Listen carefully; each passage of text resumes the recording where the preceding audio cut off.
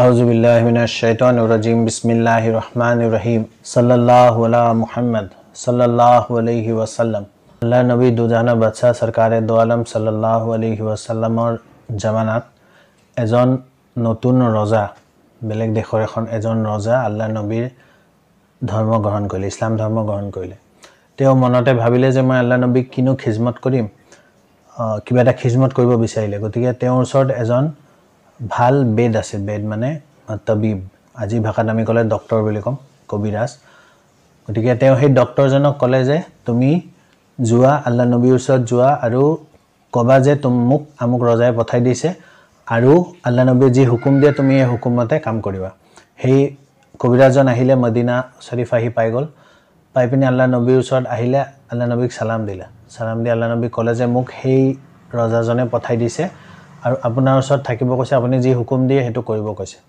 আল্লাহ নবী দুজাহানৰ বাদশা সৰকাৰে দো আলম সাল্লাল্লাহু আলাইহি ওয়াসাল্লামে সেই কবিৰাজজনক ক'লে যে তুমি যোৱা আমুক জেগাত গৈ, যিখন মদিনাৰ য'ত বজাৰ টাইপ বহে, তাত গৈ তুমি বহা।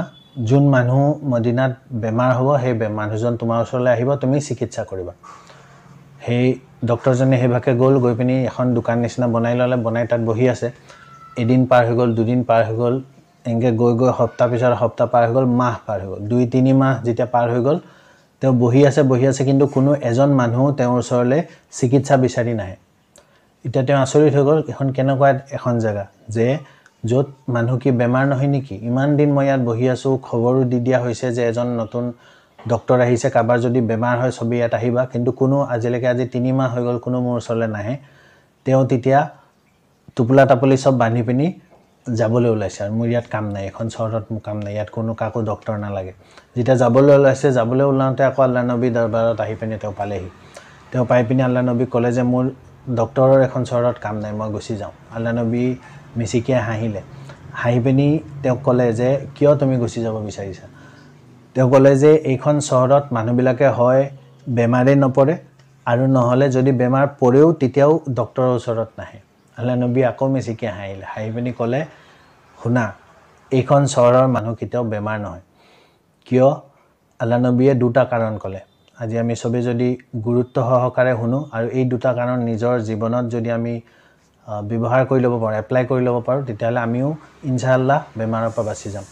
আল্লাহ নবীয়ে 2টা কাৰণ ক'লে। প্ৰথম কাৰণটো যি ক'লে সেইটো হ'ল যে এই চহৰৰ যিবিলাক মানুহ, মদিনাৰ যিবিলাক মানুহ, তেওঁলোকে তেতিয়াহে খায় যেতিয়া সিহঁতৰ সদীদ ভোক লাগে, বহুত বেছি ভোক লাগে, তেতিয়াহে খায়।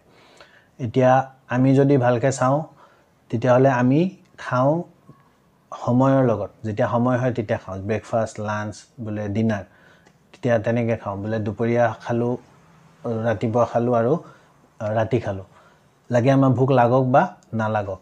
দ্বিতীয়তে আমি তেতিয়া খাওঁ যেতিয়া আমাৰ খাবলৈ মন যায়, কেতিয়াবা পেটত জেগা নাথাকে কিন্তু বস্তুটো দেখি আমাৰ খাব মন গৈছে, তেতিয়াও খাওঁ। আৰু চায়েন্সেও কয় যে মানুহৰ ভোক লগাৰ আগতে খাই দিয়াটো সেইটো এটা বেয়া অভ্যাস, আৰু বিশেষকৈ বেছিকৈ মানুহৰ বেমাৰ এইটো কাৰণে হয় যে মানুহে ভোক লাগিব নিদিয়ে, নিজৰ ভোক লাগিব নিদিয়া আগতে মানুহে খাই দিয়ে, সেইটো কাৰণে বেয়া অভ্যাস। গতিকে আল্লাহ নবীয়ে প্ৰথম হেল্থ টিপছ আমাক দিলে যে এটা মানুহ সদায় বেমাৰৰ পৰা বাচি থাকিব যদি সি তেতিয়াহে খায় তাৰ যেতিয়া সদীদ ভোক লাগে, সেইটো হ'ল প্ৰথম।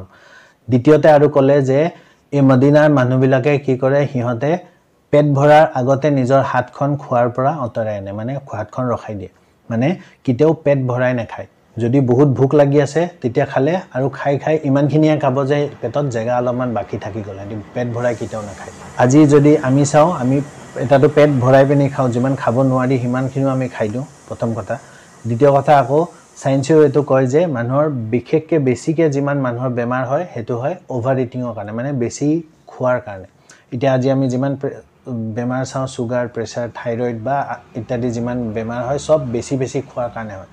গতিকে আল্লাহ নবীয়ে 2টা আমাক স্বাস্থ্যৱান হৈ থাকিবলৈ 2টা ৰাস্তা কৈ দিলে, যে প্ৰথমটো হৈ গ'ল তেতিয়া খাব লাগে যেতিয়া বেছি ভোক লাগে, দ্বিতীয়তে পেট ভৰাই খাব নালাগে কেতিয়াও, পেট ভৰাৰ আগতে নিজৰ হাতখন ৰখাই দিব লাগে।